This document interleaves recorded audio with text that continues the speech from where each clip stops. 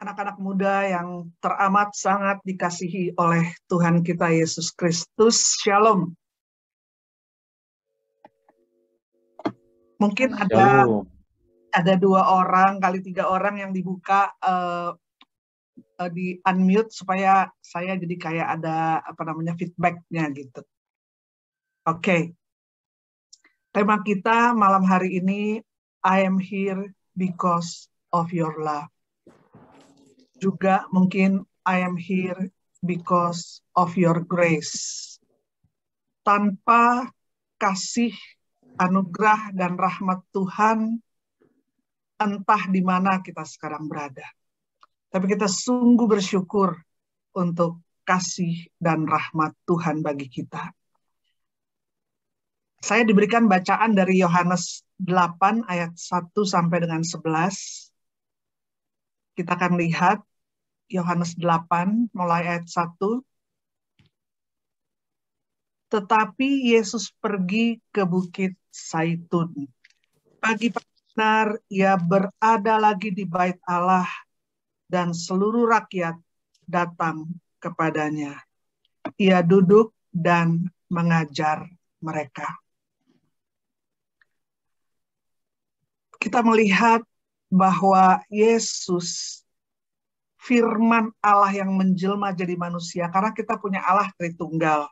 Allah kita sebut Bapa, firman-Nya kita sebut Yesus Sang Putra, Roh-Nya kita sebut Roh Kudus. Bayangkan Yesus saja, dia tuh pagi-pagi benar, dia sudah mau berada dekat dengan Bapa, sudah mau menimba kekuatan daripada Tuhan Allah semesta alam yang disebut Bapa. Maka sebagai 100% manusia, Yesus perlu melekat kepada Sang Bapa. Apalagi kita. Orang yang sombong adalah yang malas beribadah, malas berdoa, malas mencari wajah Tuhan. Karena pikirkan udah kuat, nggak perlulah semua itu saya udah kuat. Tapi Yesus memberi contoh kerendahan hati. Pagi-pagi benar dia sudah di bait Allah. Di beberapa ayat juga dibilang pagi-pagi benar Yesus sudah berdoa. Ayat selanjutnya kita akan lihat. Ayat 3. Maka ahli-ahli Taurat dan orang-orang Farisi membawa kepadanya seorang perempuan yang kedapatan berbuat zina. Mereka menempatkan perempuan itu di tengah-tengah. Nah, bayangkan, harusnya kan ahli-ahli Taurat dan orang Farisi, sebelumnya jangan dulu, ayat 3, ya. Jadi kalau saya belum bilang selanjutnya, jangan langsung di selanjutnya. Ahli-ahli Taurat dan orang-orang Farisi itu Yesus pagi-pagi benar di bait Allah. Mereka nih pagi-pagi benar di mana ini orang-orang Farisi dan ahli Taurat? Mereka kedapatan si wanita berzinah ini di mana? Apakah di bait Allah? Pasti bukan. Jadi mereka itu Yesus saja ke bait Allah, mereka nggak tahu kemana. Ngintipin orang berzinah. Mencari-cari kesalahan orang. Maka dijauhkanlah daripada kita mencari-cari kesalahan orang. Urusan orang itu urusan dia sama Tuhan. Urusan kita adalah mengikut Tuhan. Jangan cari-cari kesalahan. Mending dekat sama Tuhan, melekat sama Tuhan aja deh. Urusan dialah itu. Urusan saya mau melekat kepada Tuhan. Jadi Yesus pagi-pagi benar di bait Allah. Ini orang Farisi dan ahli Taurat. Tidak di bait Allah. Bahkan mengintip orang berbuat zina. Itu kan sangat-sangat memalukan. Jadi biarlah kita selalu mau dekat Allah saja. Dan dikatakan mereka mendapatkan seorang perempuan yang berbuat zina. Mereka menempatkan perempuan itu di tengah-tengah. Wow, taruh di tengah-tengah. Jadi mereka kayak pahlawan gitu. Menangkap mangsa. Ayat 4.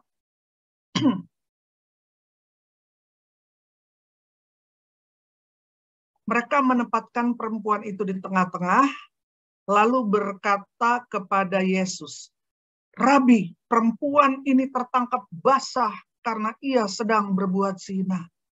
Ngapain sih ahli Taurat dan Farisi ini ngintip orang? Malu-maluin kan? Ngapain mereka begini? Dan mereka seperti pahlawan. Mereka sweeping dan udah tertangkap basah katanya ini perempuan berbuat zina. Ayat 5, Musa dalam hukum Taurat memerintahkan kita untuk melempari perempuan-perempuan yang demikian. Apakah pendapatmu tentang hal itu? Jadi mereka sok rohani lah gitu ya. Sombong rohani banget. Mereka mau menjebak Yesus. Ayat 6, mereka mengatakan hal itu untuk mencobai dia. Dijauhkanlah daripada kita untuk menghakimi, mencari-cari kesalahan orang, mencobai orang, apalagi mencobai Tuhan. Supaya mereka memperoleh sesuatu untuk menyalahkannya. Bayangin menyalahkan Tuhan. Kalau saya suka kesian sama Tuhan. Nanti ada kejadian buruk, ada kejadian susah, ada yang karena kesalahan kita atau kesalahan orang, kita kecewanya sama Tuhan. Kesalahan keadaan, kita menyalahkan Tuhan. Jadi kayaknya Tuhan sering gitu disalah-salahin oleh manusia. Tetapi Yesus membungkuk lalu menulis dengan jarinya di tanah. Itu luar biasa. Dia yang pernah berfirman, jadilah terang, maka terang itu jadi. Jadilah binatang di udara, di darat, di laut, maka semua itu jadi. Sang Firman yang menjadi manusia, merendahkan diri, membungkuk. Itu perempuan pasti kan ditaruh di tengah-tengah, terjatuh gitu. Yesus membungkuk ke tanah, menulis jarinya di tanah. Yang lain semua berdiri dengan penuh kesombongan. Luar biasa Tuhan Yesus. Nah, apakah kira-kira yang ditulis di tanah? Apakah kira-kira? Kenapa mereka rasa berdosa itu orang-orang akhirnya? Ayat 7, dan ketika mereka terus-menerus bertanya kepadanya, ia pun bangkit berdiri. Lalu berkata kepada mereka, barang siapa di antara kamu tidak berdosa, hendaklah ia yang pertama melemparkan batu kepada perempuan itu. Ada tafsiran yang mengatakan ketika Yesus menulis dengan jarinya di tanah, itu Tuhan Yesus menulis 10 hukum Allah.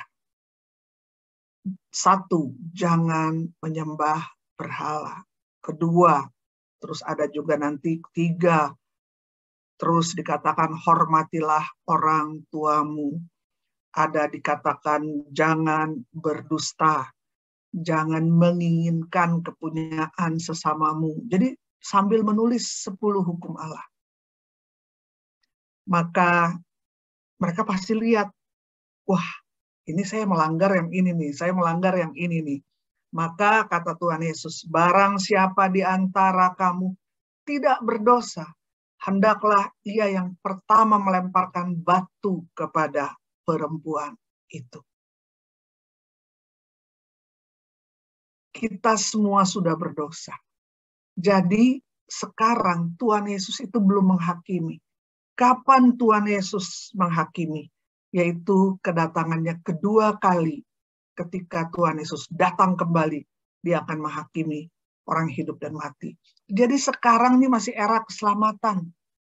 Tuhan Yesus mau menyelamatkan setiap orang. Sekalipun yang paling bejat dan berdosa, dia mau selamatkan. Ayat 8, lalu ia membungkuk pula dan menulis di tanah. Jadi bayangkan ya, Tuhan Yesus membungkuk dan Jadi dia udah bungkuk, ditulis tanah, dia berdiri, siapa yang nggak berdosa, lempar batu duluan. Terus dia membungkuk lagi, menulis di tanah. Dia teruskan menulis. Ayat 9. Tetapi setelah mereka mendengar perkataan itu, pergilah mereka seorang demi seorang. Mulai dari yang tertua, soal yang tertua lebih tua, lebih banyak dosanya, kan lebih lama hidupnya. Jadi, waduh, saya udah melanggar hukum keberapa nih?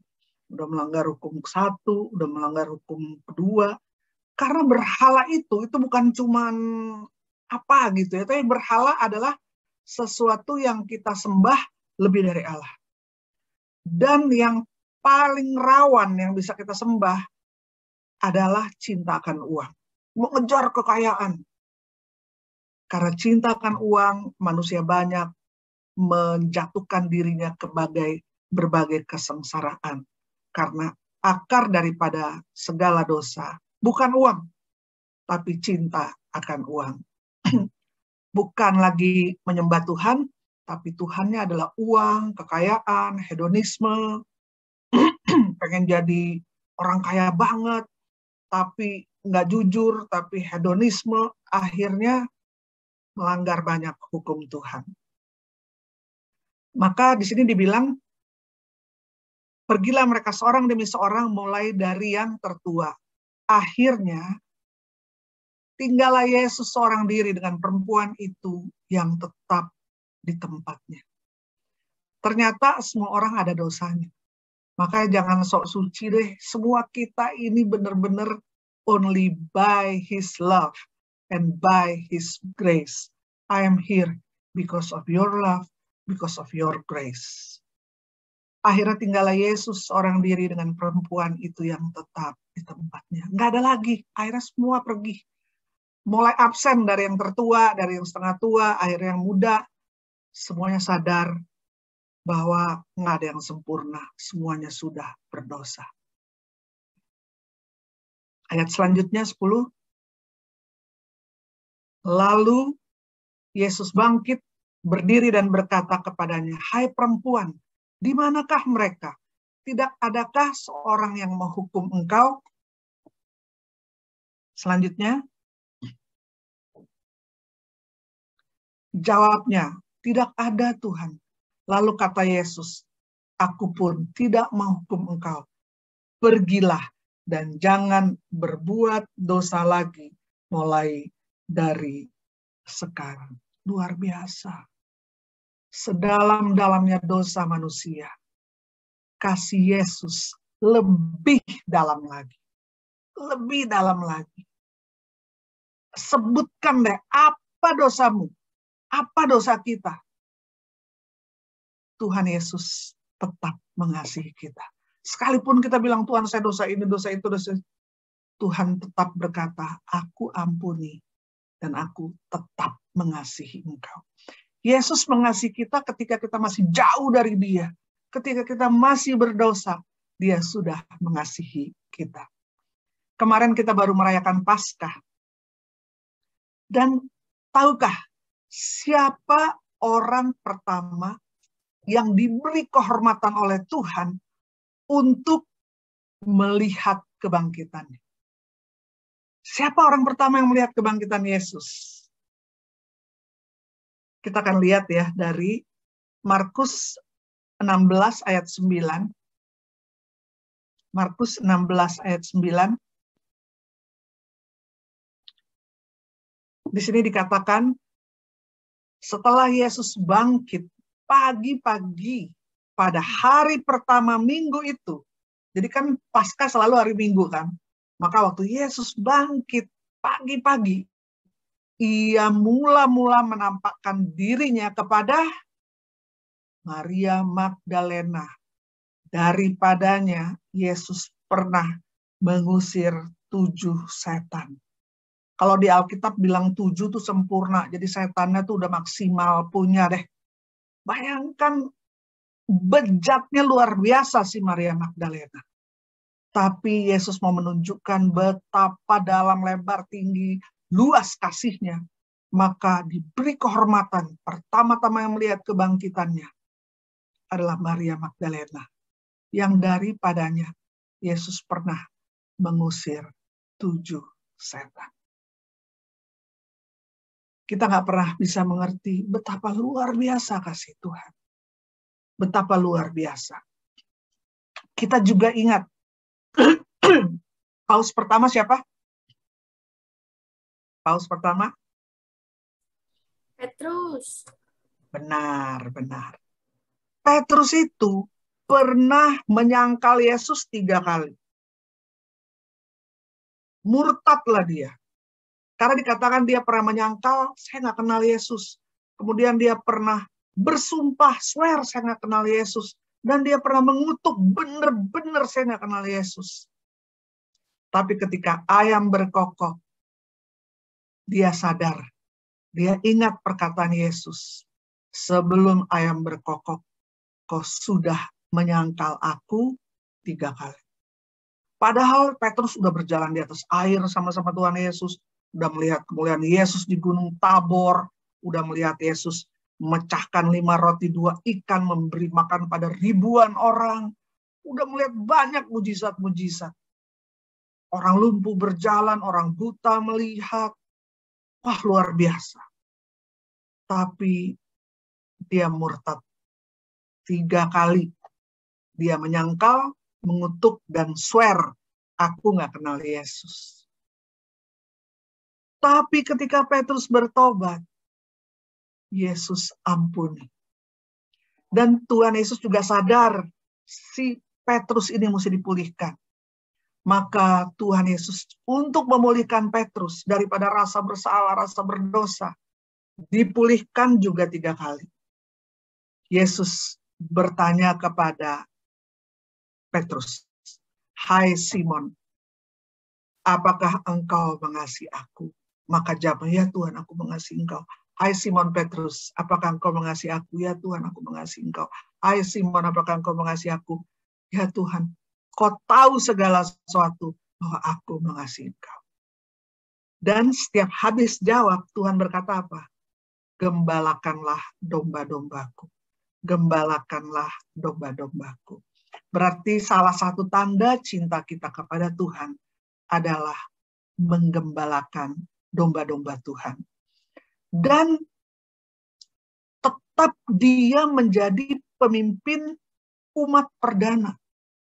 Coba kalau kita ada di tim yang kelakuannya kayak Petrus gitu, suka murtad gitu ya, suka menyangkal gitu. Kalau dia bertobat, kita mau masukin di tim inti nggak kira-kira? Waduh, kita mikir-mikir dulu kali ya. Ya orang nih, aduh, nggak bisa dipercaya nih.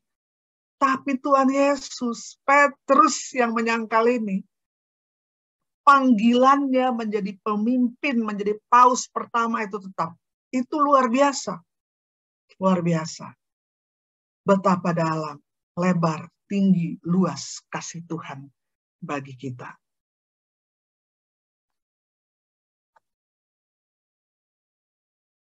Ada satu ayat, minimal di Alkitab, di kitab suci, minimal kita mesti hafal ayat ini.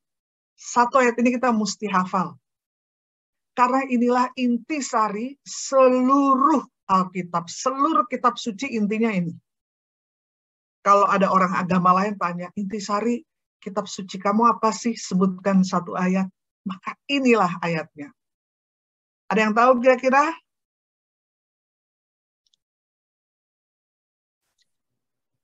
Karena begitu besar kasih Allah akan dunia ini, sehingga Ia telah mengaruniakan anaknya yang tunggal, supaya setiap kita yang percaya kepadanya tidak binasa, melainkan beroleh hidup yang kekal. Yohanes 3 ayat 16.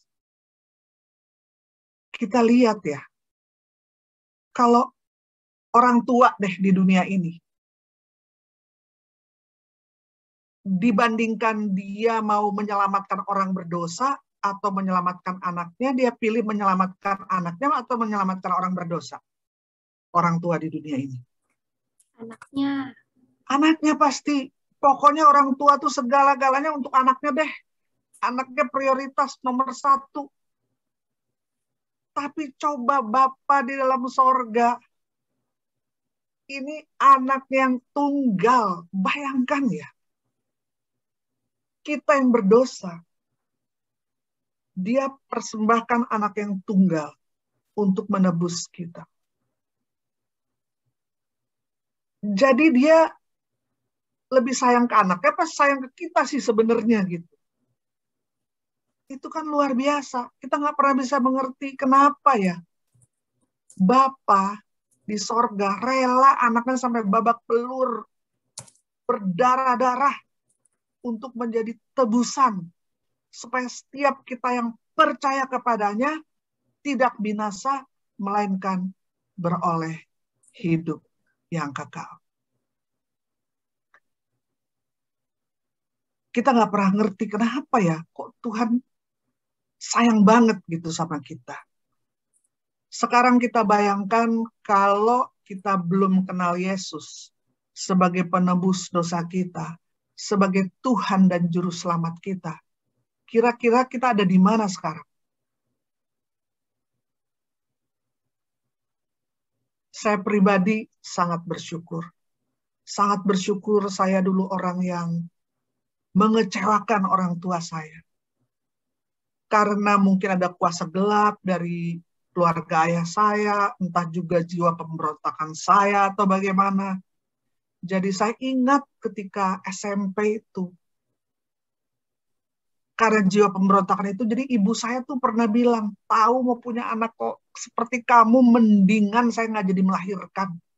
Saya menyesal punya anak seperti kamu. Kelas 2 SMP saya dikeluarkan dari sekolah, ada di pelajaran agama, saya diusir nih anak setan katanya. Dan saya akhirnya sekolahnya nggak benar, kelas 2 SMA saya beli ijazah. Pokoknya mengecewakan orang tua. Mengecewakan orang tua. Tapi luar biasa, bukan kita yang lebih dahulu memilih Tuhan, tapi Tuhanlah yang terlebih dahulu memilih kita. Dulu, karena kesalahan saya, berapa kali saya diusir dari rumah, di jalan-jalan Jakarta ini, saya menangis, nggak tentu arah. Saya mau baik, tapi yang saya buat nggak baik. Saya mau benar, tapi kenapa saya nggak benar lagi? Jadi saya suka naik turun bus, nggak jelas mau kemana. Tidak jelas. Tapi terpujilah Tuhan, ada orang yang menyampaikan kabar baik, bahwa Tuhan Yesus mencintai kamu. Dia mau mengampuni segala dosa dan kesalahan. Pertama saya menerima Yesus sebagai Tuhan dan Juru Selamat. Ada orang yang mau menerima saya sebagaimana saya ada. Itu saya nangis hampir sejam barangkali. Saya merasakan kasih Tuhan. Saya merasakan pengampunan Tuhan. Luar biasa, ibu saya aja udah susah menerima saya waktu itu. Udah menyesal-menyesal punya anak seperti saya. Tapi kok ini Tuhan Yesus mau menerima saya. Dan saya jatuh bangun di dalam dosa, tapi saya mau datang kepada Tuhan. Saya dulu paling ingat ini ayat, karena saya suka jatuh dalam dosa, maka 1 Yohanes 1 ayat 9 ini saya apal banget. Ya. Yaitu 1 Yohanes 1 ayat 9. Jika kita mengaku dosa kita, Allah adalah setia dan adil. Dan dia akan mengampuni segala dosa kita dan menyucikan kita dari segala kejahatan. Jika kita mengaku dosa kita, maka ia adalah setia dan adil sehingga ia akan mengampuni segala dosa kita dan menyucikan kita dari segala kejahatan. Jadi dulu kalau ada kebangunan rohani, pertobatan, saya duluan maju ke depan, nangis. Jadi berapa kali difoto kebangunan rohani, saya difoto, lagi nangis. Saya benar-benar rindu diselamatkan, ditolong oleh Tuhan. Dan luar biasa Tuhan, walaupun saya masih jauh dari pengertian akan firman Tuhan, saya selalu mau datang kepada Tuhan. Saya ingat juga dulu di antara teman-teman di PD, itu saya yang paling ketinggalan, nggak bisa ngomong, gagap, gugup.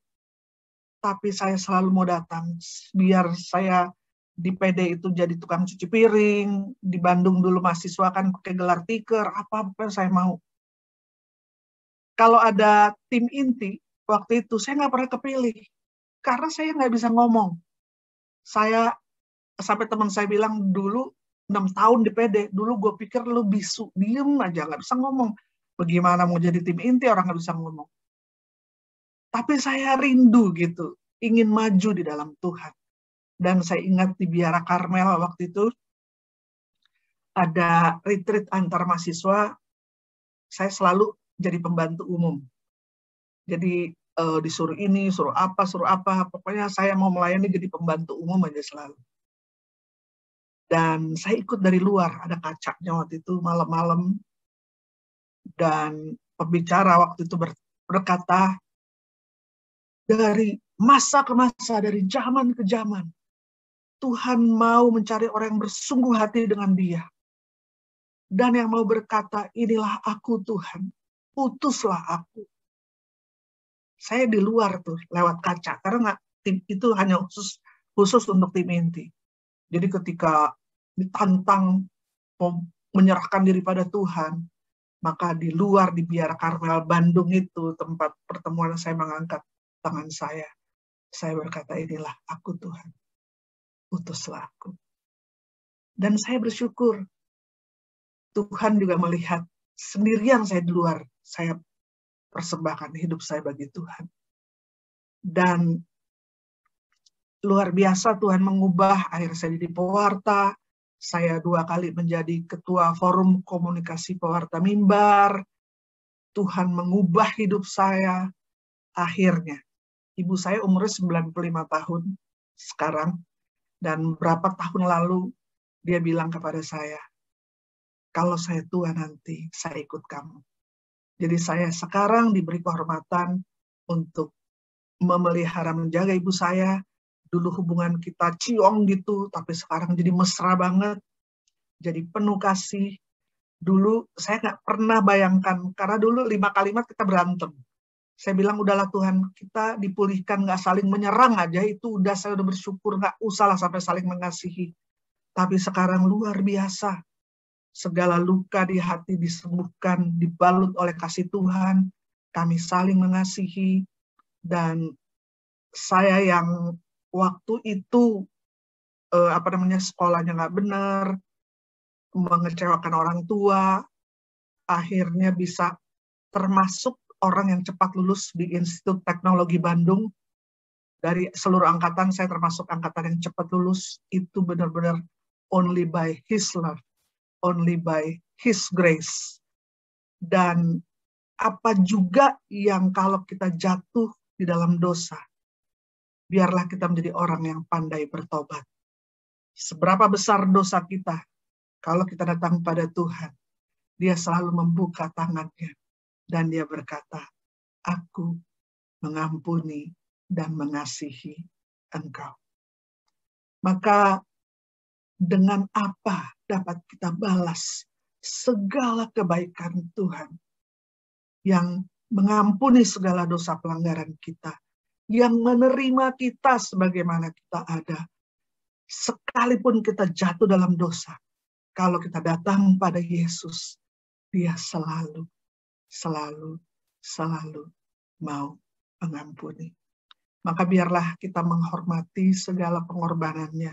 Kita menghormati segala pengorbanan Bapa di sorga yang mau mempersembahkan anaknya berdarah-darah untuk menebus kita. Jangan sia-siakan pengorbanan Bapa di sorga, pengorbanan Yesus Kristus Tuhan bagi kita. Dan biarlah kita mau masuk dalam rencana Tuhan dan mau memuliakan Tuhan. Untuk saya mulai melayani Tuhan pewartaan itu tahun 80. Jadi sekarang sudah 41 tahun. Saya tidak pernah menyesalinya, dan sekalipun saya persembahkan hidup saya, tenaga saya, waktu saya, uang saya, tidak pernah cukup untuk membalas kasih Tuhan yang sudah selalu mengampuni, selalu menolong, selalu memulihkan, dan selalu menyelamatkan, karena Dia adalah Tuhan dan Juru Selamat. Mari kita akan nyanyikan satu lagu, mungkin refnya aja, dengan apa dapat kubalas segala kebaikanmu. Mungkin kita lagi ngalamin susah, ngalamin pandemi atau apa, tapi coba ingat-ingat, jangan pernah melupakan kebaikan Tuhan. Bunga mawar itu ada mawar yang harum, ada duri-durinya juga. Kalau kita perhatikan duri-durinya, kita jadi nggak bersyukur. Tapi biarlah kita juga mau menikmati wanginya bunga mawar. Kebaikan-kebaikan Tuhan jangan pernah kita lupakan. Dan segala masalah, segala ujian, pencobaan ada kadaluarsanya. Di situ Tuhan menguji cinta kita kepada Tuhan. Dan biarlah segala uji-ujian ini kita bertahan dengan kuatan Roh Kudus dan akan berubah menjadi puji-pujian bagi kemuliaan nama Tuhan.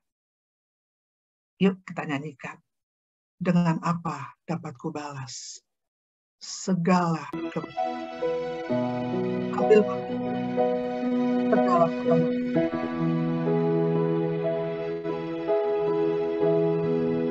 segala kebaikanmu,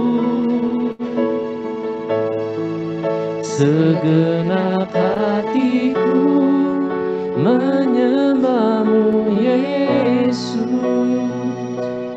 Ku bersyukur padamu, dengan apa kan ku balas segala kebaikanmu, segenap hatiku menyembahmu Yesus. Ku bersyukur padamu selamanya. Apapun dosa dan pelanggaran kita bawa pada Tuhan. Karena sedalam-dalamnya dosa kita, kasih Yesus lebih dalam lagi. Anaknya yang tunggal saja, Dia persembahkan demi cintanya bagi setiap kita. Jangan pernah meragukan cinta Tuhan. Tetap positif kepada Tuhan. Dan biarlah semua ujian dalam hidup kita bertahan dengan kuat Roh Kudus. Dan pasti keluar sebagai pemenang dan menjadi puji-pujian bagi kemuliaan Tuhan. Mungkin bisa dari awalnya kita nyanyikan lagu ini. Silakan para pemuji. Allah yang setia, Walaupun kita tidak setia, Allah setia. Allah yang mulia, kasih-Mu besar Nyatakan kasih kepada anak-anak muda ini. Curahkan kasih. Balut segala luka di hati. Kaulah harapanku,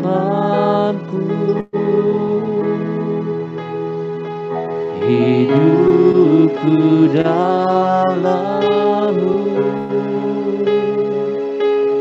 Terima kasih Tuhan, Yesus mau menerima kita apapun. Kau Dia mau selamatkan hidupku. Dengan apa kan ku balas segala kebaikanmu,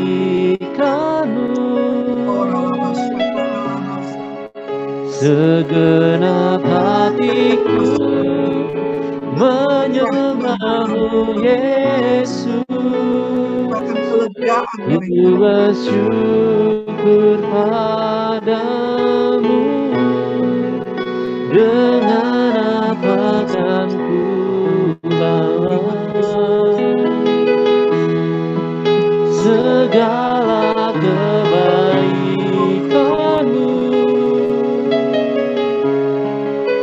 Segenap hatiku menyembahmu Yesus. Ku bersyukur padamu selamanya.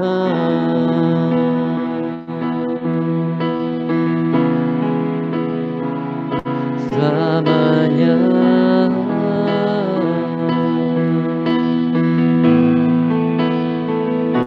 Selamanya. Mari kita rasakan kasih Tuhan, kasih pengampunan Tuhan melawat kita.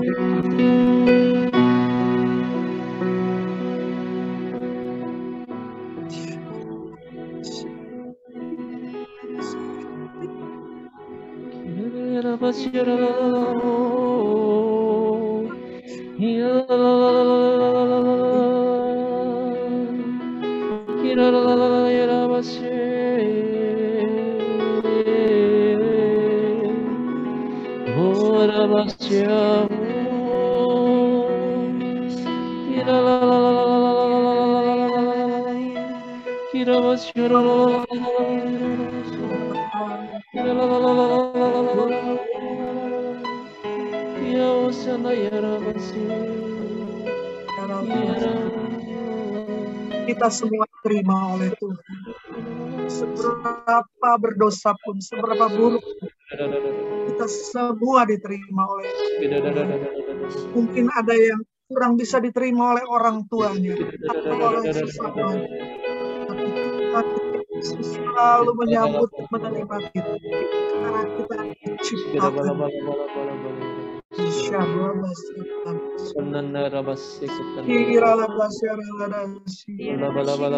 semua berharga dan mulia di mata Tuhan. Mungkin ada orang yang memikirkan kita kurang berharga, tapi di mata Tuhan, karena kita adalah ciptaannya, kita semua berharga dan sangat mulia, sehingga Dia mau mengirim Putra yang tunggal untuk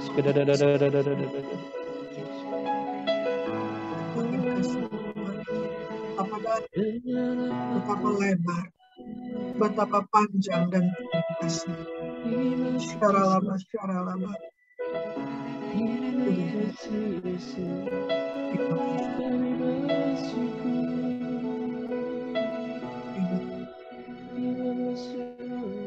Tercurah kasih-Mu Tuhan. Hati yang gersang, hati yang sedih, hati yang terluka. Tercurah kasih-Mu Tuhan. Banjiri kami Tuhan dengan kasih. Pulihkan semua yang terluka Tuhan. Sembuhkan. Berikan pengharapan baru Tuhan pada yang nyaris putus asa. Letih lesu berbeban berat, berikanlah kelegaan Tuhan. Peganglah tangan kami Tuhan, kita nyanyikan peganglah tanganku, jangan lepaskan.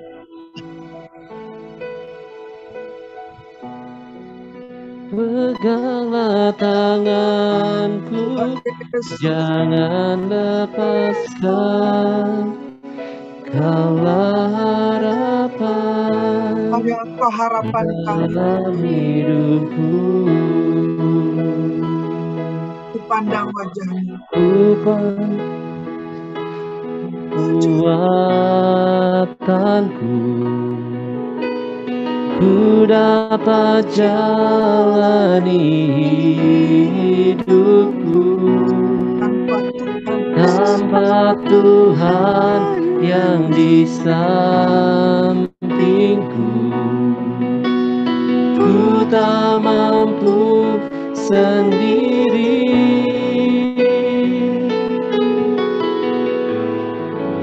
Engkaulah kuatku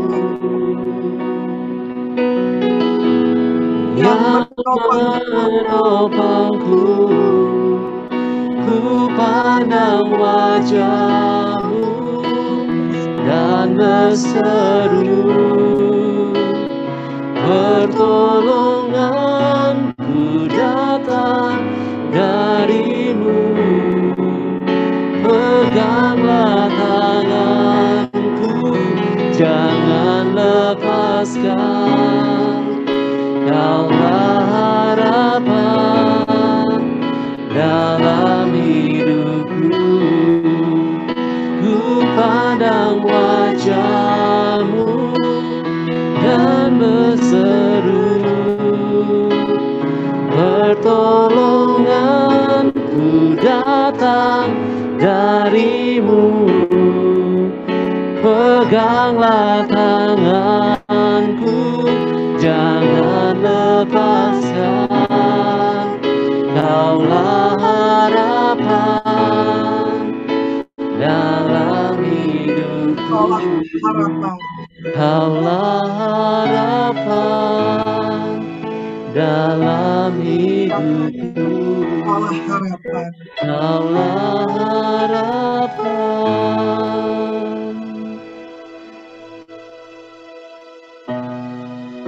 dalam hidupku.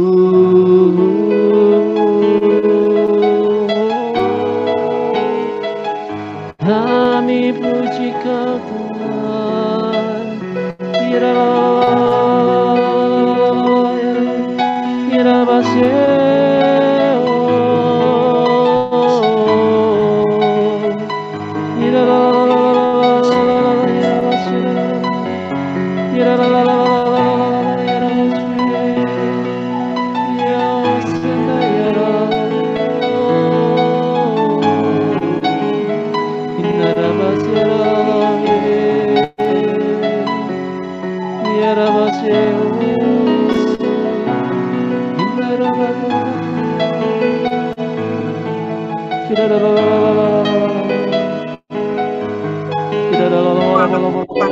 Pulihkan hubungan mereka dengan orang tua mereka. Pulihkanlah segala sakit hati, segala dendam dengan orang tua, dengan keluarga Tuhan. Biarlah kuasa kasih memulihkan mereka. Ada juga yang dikhianati oleh sahabatnya. Biarlah Engkau yang memulihkan hatinya Tuhan. Karena kami melepaskan semua dendam, semua sakit hati, supaya boleh diisi dengan kuasa kasih. Terima kasih Tuhan. Terima kasih. Untuk yang khawatir akan ekonomi, pekerjaan, hari esok, kami berdoa, serahkan khawatirmu kepada Tuhan. Karena Tuhan memelihara engkau. Burung dipelihara, terlebih lagi diri. Bunga di padang, Tuhan hiasi, terlebih lagi diri. Biarlah kami tetap punya iman, pengharapan, dan kasih kepada Tuhan yang sudah mempersembahkan putra yang tunggal bagi menebus segala dosa dan pelanggaran kami. Terima kasih. Terima kasih. Biarlah kami selalu positif kepadamu Tuhan. Terima kasih. Terima kasih. Segala pujian dan hormat bagi namamu. Haleluya. Haleluya. Amin. Tuhan berkati kita sekalian. Amin. Amin. Terima kasih. Terima kasih Tante.